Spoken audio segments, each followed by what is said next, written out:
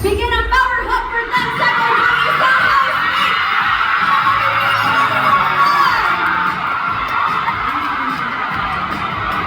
Ako, parang hindi ko kilala ko na yung sasagot ko. Pero walang clarity, walang takas! Sino pumili nito? Ate, wag ka tumayo. Okay, get! Ay, yan! Ay, sorry, ano? Yan na, yan na! Sino ang gusto mong housemate ng power hug? Bigyan for 10 seconds! Ayan po.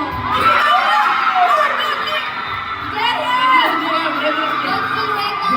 Okay, GM? Dito kayo sa harap. Yeah? Center stage. Ayan. Masahin kita. Massage ko, Soy! Massage! Yan! Kondisyon na siya, kondisyon na. Ready ka na, JM? Kayo, ready na ba kayo? Yang, ready ka na? Kaso wala na tayo time. So, ito na. Power hug for 10 seconds. Bibilang tayo, okay? 3, 2,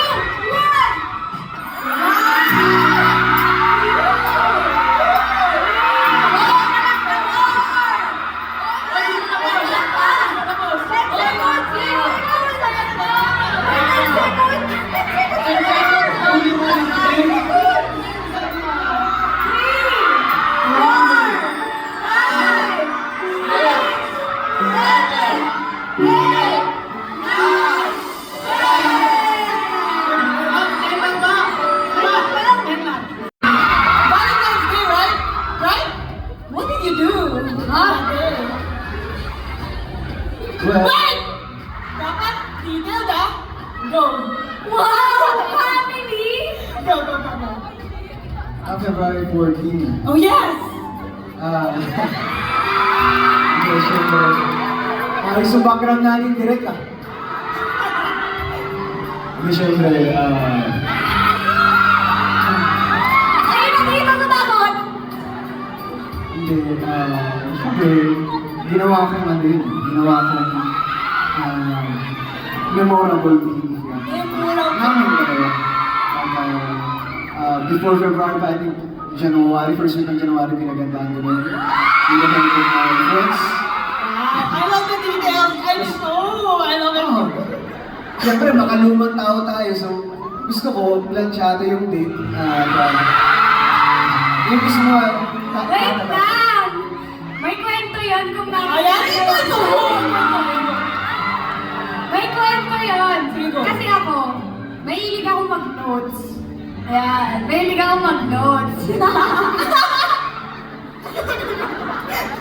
Hindi, may nilagay ako sa notes noon na sasabihin ko sa kanya sa February 14. And then, etong lalaking to, pakilamero ng phone. Kaya pakilamero siya ng phone. So, hindi naman ako mahilig maglinis yung, di ba, pagka-swipe, igagalan mo pa. Hello, nakakatamad kaya? Hello! Di ba? gusto niyo malaman kung ano yung nasa No! tayo? No! Nakadala ka naman dyan. Wait Joke lang! lang. Sa akin na lang yun. Ayun na yan. Okay, ito mo si JM. Ayan na nga. Tapos, ang nangyari nun, may nakalagay kasi sa notes ko na dapat isasend ko sa kanya na mismong February 14. In short, pakalamero nga siya. So, before February 14 din, nabasa na niya. Nakakatawa? Walang nakakatawa nun, eh. Basa ng surprise. Perfect! Ano ito?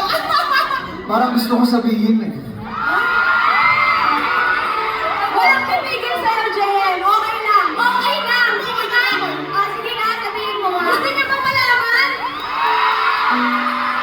Sige nga, sabihin mo nga. Go, go, go! Kailangan ko kung sabihin. Sabihin mo! Private na yun eh. Di ba ikaw yung nag-suggest na sabihin? Gulong-gulong Gusto ko, kami, ano JM. Okay, nakalagay lang doon, nakapaloob lang doon sa simple note lang. Ayan, crush na daw niya ako nung nasa BTV. Ciao! Ay! Fake news yan!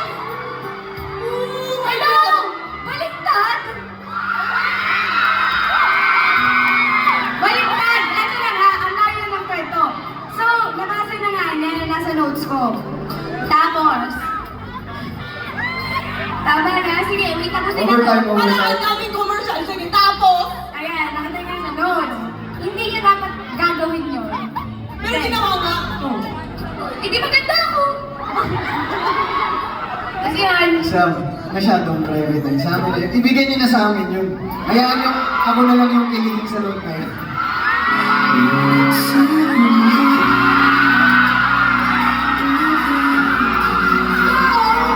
ibig sabihin nakakakilig yung sinabi. Kasi sabi mo, hayaan na lang ako yung kiligin. So, nakakakilig yung sinabi ni Oo Yang naman. sa'yo. Siguro, sige, sabihin ko sa inyo continuing part lang doon sa note na yun.